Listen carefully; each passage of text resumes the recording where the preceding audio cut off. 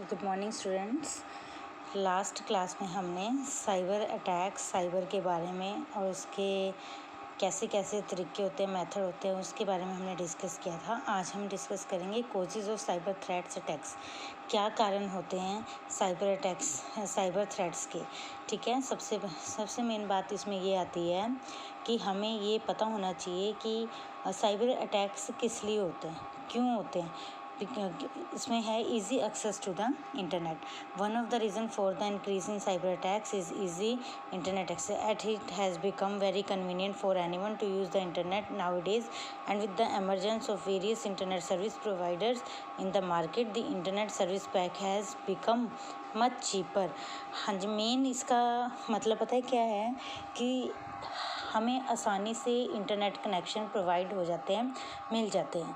इसमें कहीं पे भी हम इजी से चीप से जो हमें पैक्स मार्केट से अवेलेबल होते हैं। हर एक मोबाइल कंपनी अलग अलग अपने नेट पैक्स बनाने लगी है, जिससे हम लोग अपने फ़ोन में इजीली नेट पैक डलवा सकते हैं और उससे हम अपने काम को कर सकते हैं। इसमें क्या होता है कि rates can only be obtained at home, which presents a lucrative opportunity for cyber criminals. Due to easy access to the internet, everyone spends a lot of time online and shares various types of personal information, giving cyber attackers more opportunity to carry out cyber attacks. हाँ, ये बात बिल्कुल सही है कि जब भी हम जितना आजकल वैसे ही कोविड करके हम लोग ज़्यादा से ज़्यादा मोबाइल यूज़ करते हैं तो हमें उसमें हम अपनी इन्फॉर्मेशन डालते हैं पर्सनल। हम अलग अलग चीज़ें खोलने की कोशिश करते हैं कि इसमें क्या होगा, इसमें क्या होगा। अब अगर आप इंटरनेट के ऊपर कोई भी काम कर रहे हो तो उसके अंदर वो आपसे आपके थोड़ी सी पर्सनल इन्फॉर्मेशन तो ज़रूर मांगता है, और यही एक रीज़न होता है कि हमारे ऊपर जो साइबर थ्रेट्स होते हैं। ठीक है, इनमें से एक ये रीज़न है। एक है lack of technical information. The reason for the rise in cyber attack is a lack of technical knowledge due to the widespread use of the internet nowadays. People with no technical knowledge freely access such links or websites without hesitation. When they are asked to enter personal information such as credit, debit card number, they should be cautious and passwords, and they become entangled in the cyber attackers behaviour, they may be lost. बिल्कुल सही बात है। हमारे को technical information की कम knowledge होने के कारण ही साइबर थ्रेट्स की ज़्यादा आजकल फैल रहा है, स्प्रेड हो रहा है।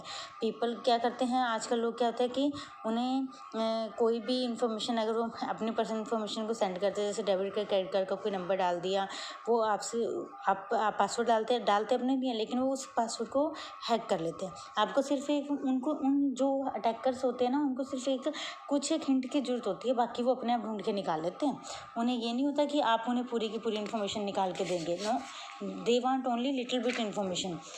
ठीक है, थर्ड नंबर पे आता है non use of security and privacy. हाँ, इसका एक रीज़न ये भी है क्योंकि हम जो अटैकर्स को बिल्कुल भी टाइम नहीं ऑनलाइन अकाउंट्स को एक्सेस करने का मौका दे देते हैं। हम बिल्कुल भी प्राइवेसी और सिक्योरिटी नहीं मेंटेन करते। क्रिमिनल विथड्रॉल और feeling of revenge. Cyber attacks are also on the rise as a result of criminal intelligence and vengeance on the part of many people in today's world, as the current physical attacks of any political or commercial venture are damaging their opponents through cyber attacks. Yes, आपने politician line में भी देखा होगा, कोई भी revenge बदला लेने के लिए, फिर अपनी जो बदला लेने के लिए वो साइबर अटैक के थ्रू ही आप किससे जो है रिवेंज ले सकता है। Ignorance of IT crime and law. और हम लोग IT के फील्ड में जो होने वाले अटैक्स हैं और क्राइम्स हैं उनको इग्नोर करने की कोशिश करते हैं। IT laws and rules have been implemented in a number of countries. वो कहीं पे भी इम्प्लीमेंट होते हैं IT laws, जैसे कि इंडिया में, कनाडा में, United states, China, Japan, in order to combat the increasing number of cyber attacks and frauds. Legislation is created in India. The IT Act of 2000, also known as the NTA 2000, was enacted, which includes a number of articles relating to computer offenses.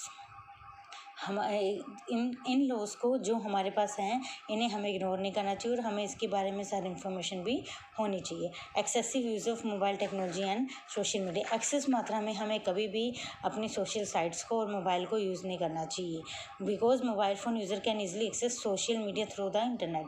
क्योंकि जो हम mobile use करते हैं ना, हम लोग users internet के through media sites को ईजिली ओपन कर सकते हैं और जो कि कॉमन भी होती हैं। ठीक है, इस more popular and occasion the user user of A mobile phone inadvertently shares confidential information or submits the information requested after clicking a link. Yes, हम कभी भी एक लिंक पे क्लिक कर लेते हैं। देखो आजकल के बच्चों को इन चीज़ों कई बार किसी चीज़ की नॉलेज कम होती है और उस लिंक पे क्लिक करके जो इन्फॉर्मेशन वो मांगता है उसको देना शुरू कर देते हैं।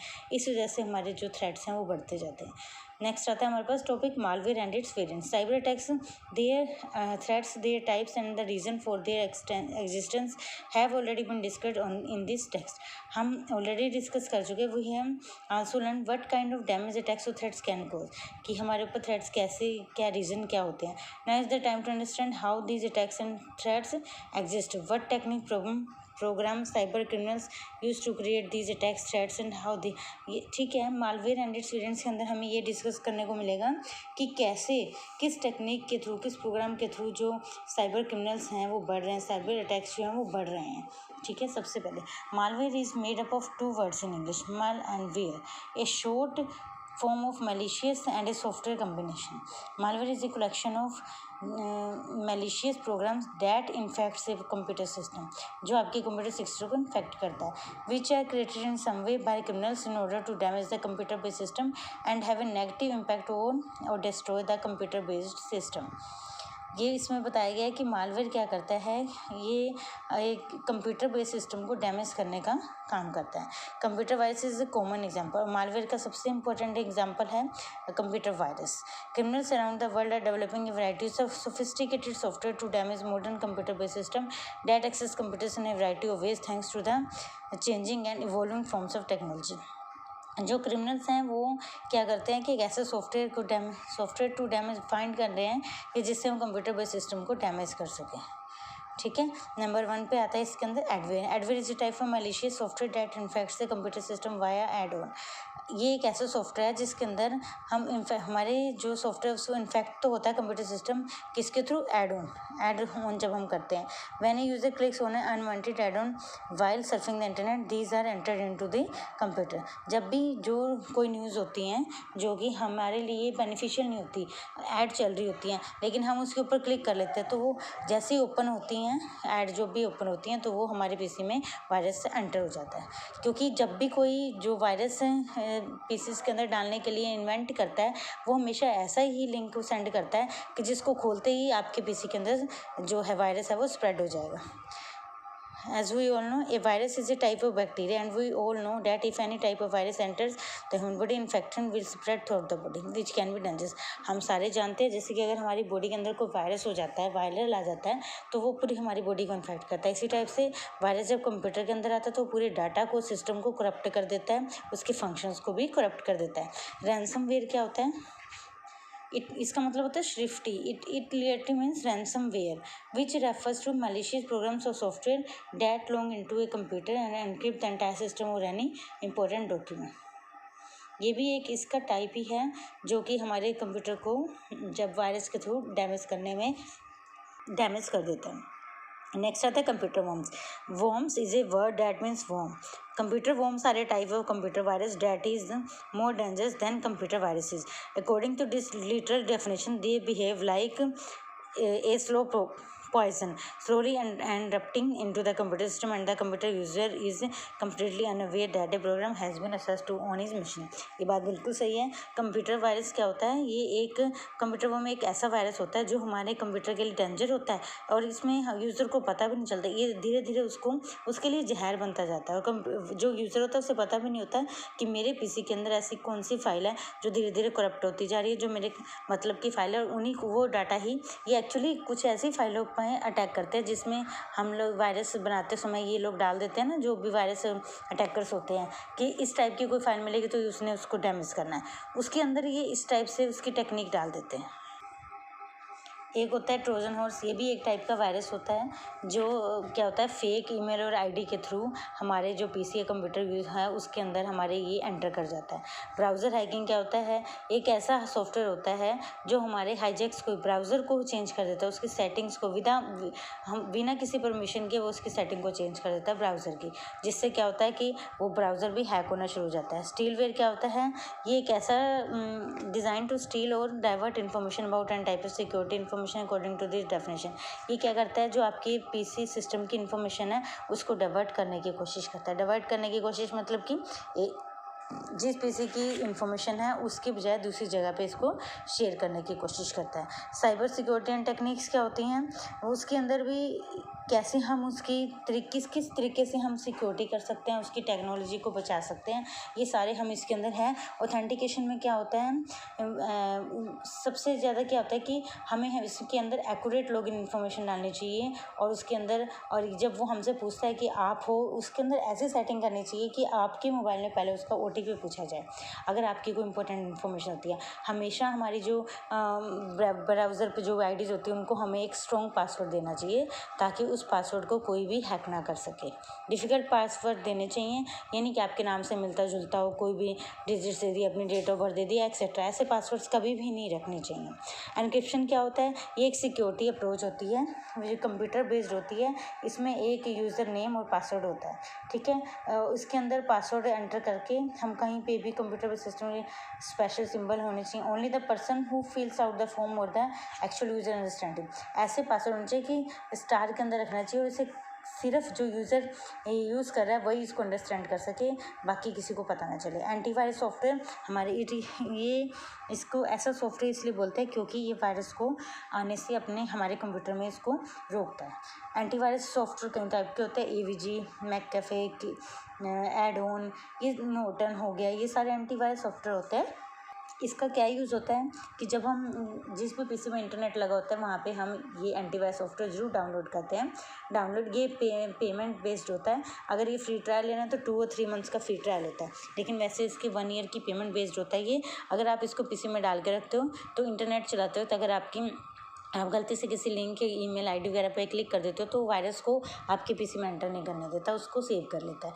इसी टाइप से अगर कोई पेन ड्राइव आपने किसी इन्फेक्टेड कंप्यूटर के अंदर लगाई हो है, उससे आप वायरस आपकी पेन ड्राइव में आएगा, और जब आप इसमें दूसरे पीसी में लगाएंगे जहाँ वायरस नहीं है, जैसे ही आप पेन ड्राइव उस पीसी में इंसर्ट करेंगे तो उस पेन ड्राइव से वायरस भी आपके पीसी में आ जाएगा। तो अगर एंटीवायरस लगा हुआ है तो ऐसा कुछ भी नहीं होता, वो उसको सेव कर लेता है, बचा लेता है। फायरवॉल क्या है, एक कंप्यूटर की सिक्योरिटी होती है जो प्रोटेक्ट करता है कंप्यूटर के नेटवर्क को वायरसेस से, ठीक है। ये एक कहता है ना कि सॉलिड वॉल की तरह होता है जो कंप्यूटर को, उसके टाइप्स को, सब हर एक चीज़ को, उसके सिस्टम को पूरे को बचा लेता है। डिजिटल सिग्नेचर्स क्या होते हैं, as you know most work has moved online and even signatures have gone digital. Digital signature, आजकल सारा काम मोस्टली ऑनलाइन हो गया, सिग्नेचर भी डिजिटल हो गया। ये एक ऐसी डिजिटल कोड होता है जो एक यूज़र को दिया जाता है, उसको प्रोवाइड किया जाता है, जो और अपने डाटा को वेरीफाई और ऑनलाइन डॉक्यूमेंट्स को भेजने के काम में लाता है, ठीक है। It is a cutting edge and critical security technology that safeguards computer system used in financial transaction.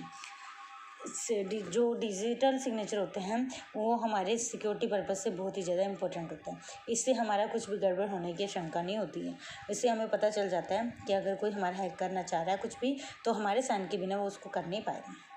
Cyber space and WWW। Cyber space क्या होता है, इंटरनेट के ऊपर जो मतलब फिजिकल ऑब्जेक्ट होते हैं जिसे हम आइडेंटिफाइड कर लेते हैं, उसे साइबर स्पेस बोलते हैं।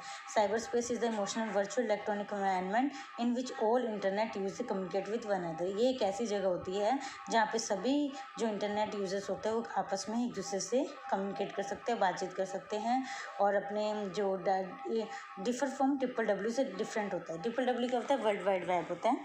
In common parlance, it's known as the lonely web. It is a global phenomenon that is distinct from cyberspace as its name implies.